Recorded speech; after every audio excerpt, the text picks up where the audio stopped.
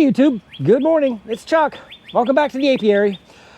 So today's lesson is still part of grafting and queen rearing process. We're not grafting today, but my first round of queen cells that came out of the starter and are in the finisher right now, I just checked them because I needed to know how many cells actually got finished, and everything that got started got finished. So I have 18 cells that are just getting capped, and I just checked a few of them. And here, I'm gonna put a picture for you of it right here.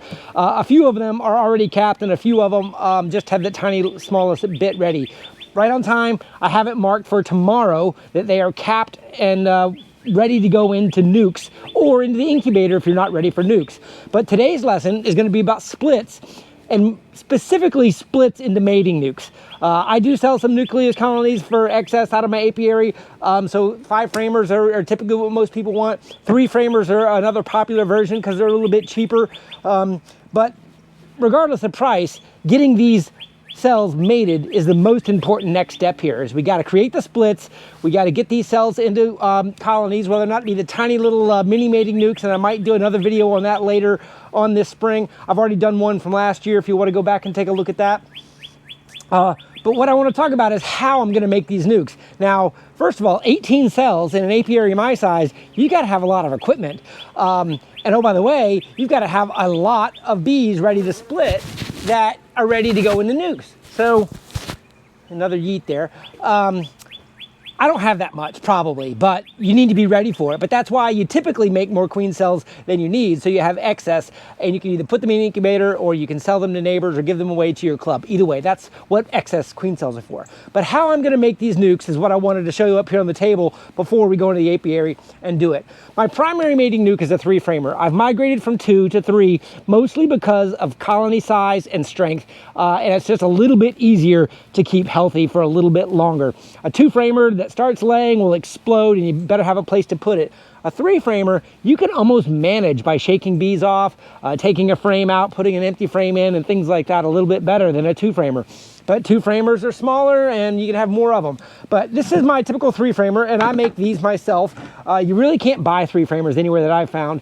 But this is what you need, and I'm using my frames I did a previous lesson with.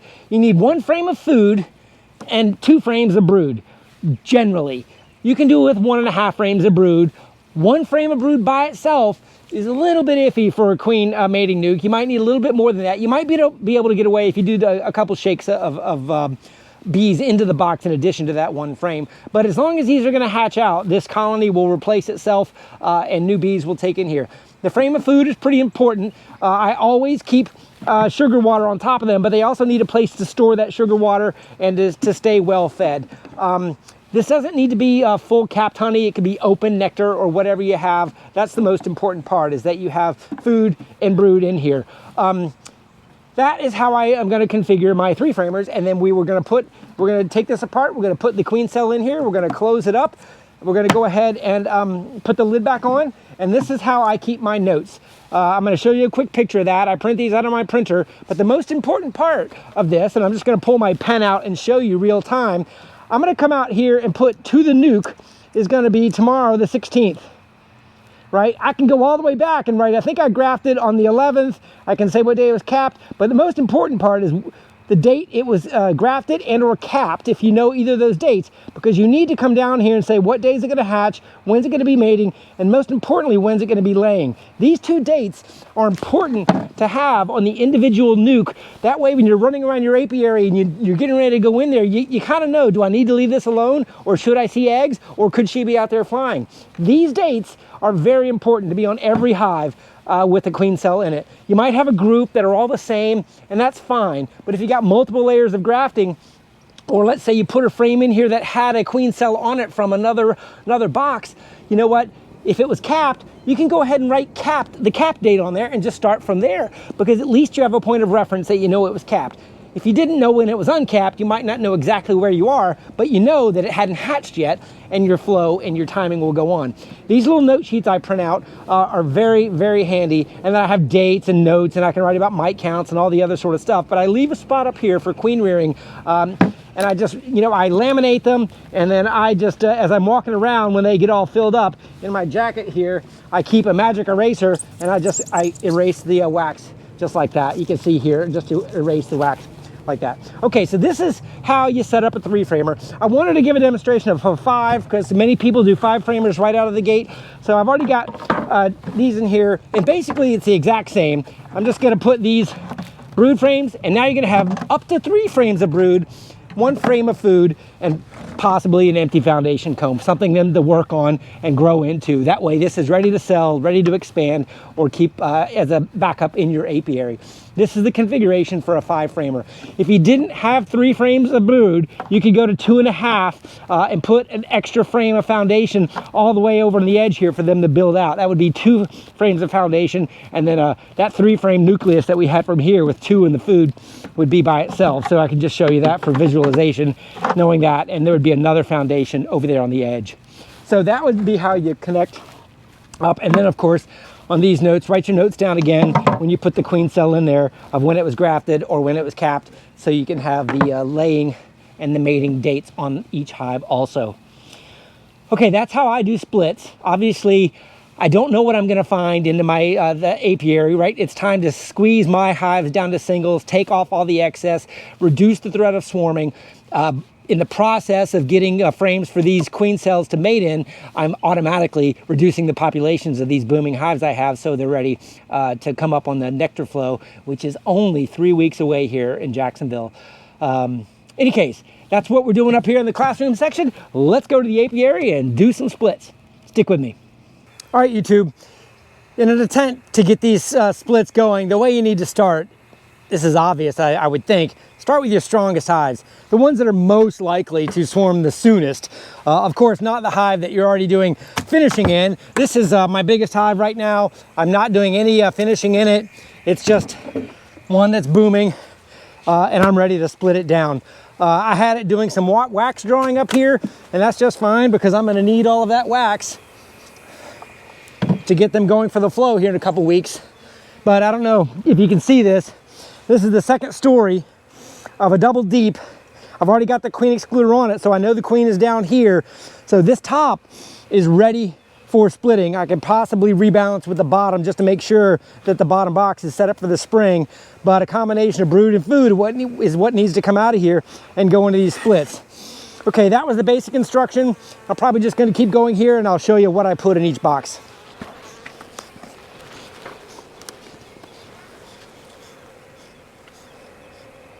Okay, this is a frame of brood, and this is a naturally drawn frame. This one's going in the 5-framer because that's about a half a frame of brood right there.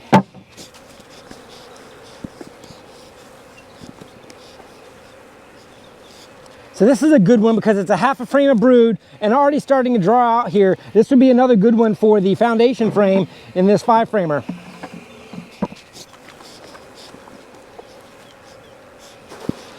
I'm not putting this into a nuke because it's all drones, but I just want to show you guys in Jacksonville here how many drones we have going in this second week of February. Unbelievable.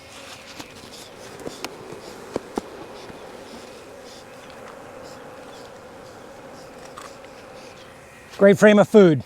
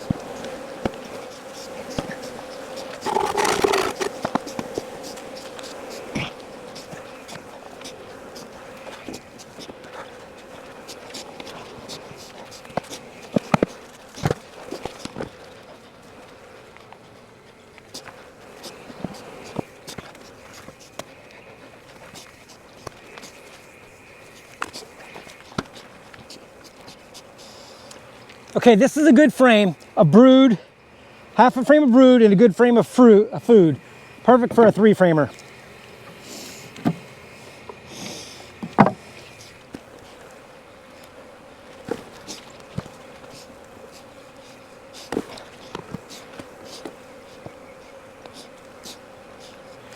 Small frame of brood and some food with some more work to do.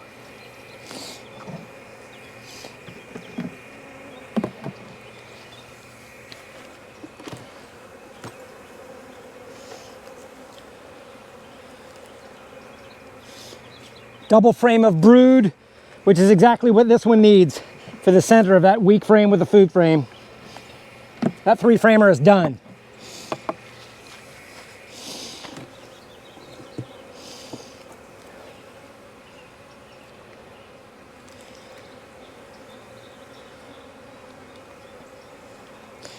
Now this is milk brood. It is not ready to go into a nuke because there's a lot of work left to be done to be fed these bees. So this needs to go back down into the bottom with the queen. And maybe I'll take a frame of brood out and put back up into these nukes.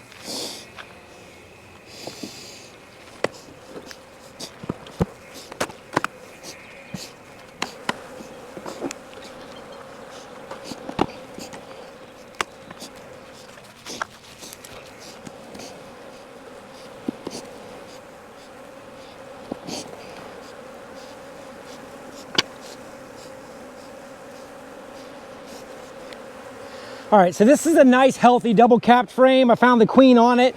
So this is going to be probably one I put in, I'll set it in here for a second, but I think I'm going to move it to another one. But the most important thing I wanted to show you was that frame of milk brood is going to go back in there.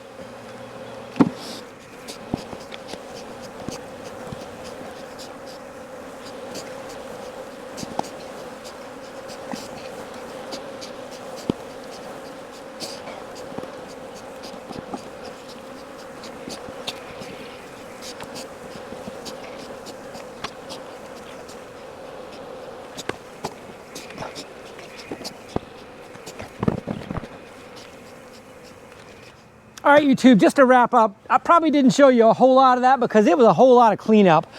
I split 6 hives. I got 3 more to go. I ran out of split equipment because I got 9 splits down here, including this is my starter colony that's going to get another one. So I got 10 places to put cells, and I've got 18 cells for my first round. So I need to get some more equipment or do some mini mating nukes or rig up some of these other nukes. But splits are done. Cells are going in tomorrow. Reductions for the big hives have happened. I got supers on top of them to give them some room, and I've taken each of these deep hives down to 6 frames of brood each because the flow is 2 to 3 weeks away, so there's a little bit of room to expand those single deeps just in time for the flow. That's what we did today. Splits, cells tomorrow. Hopefully you enjoyed it. Leave me a comment below. Have a great day, everybody.